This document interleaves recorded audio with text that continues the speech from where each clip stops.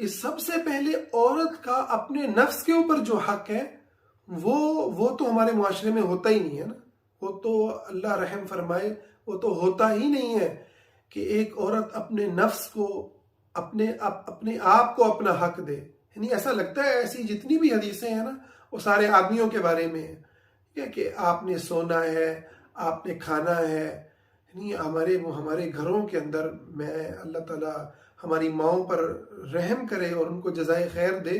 میں جب وہ حالات دیکھتا ہوں کہ یعنی مائیں خود نہیں کھاتی، اپنے بچوں کو کھلانے کے اندر ان کی فکر ہوتی ہے، اس کو پکڑ، اور ان کو بھی پکڑنے کے اندر ان بچوں کی فکر کم اور اس جوائنٹ فیملی سسٹم کا جو خوف ہے وہ زیادہ ہوتا ہے کہ جی مجھے ڈانٹ پڑ جائے گی، ٹھیک ہے، وہ کیا کہیں گے، اس کے بچے تو یوں ہیں، یہ بچے تو یوں ہیں.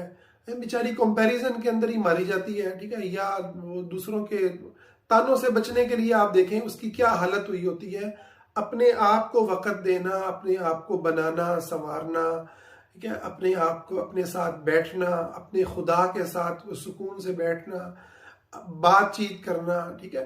قدرت کے جو اس کائنات میں پھیلے بے شمار مظاہر ہیں ان میں وقت گزارنا، اپنی دوستوں اور سہیلیوں میں وقت گزارنا، ٹھیک ہے، مسلمانوں کی امت کی خیر خواہی میں وقت گزارنا.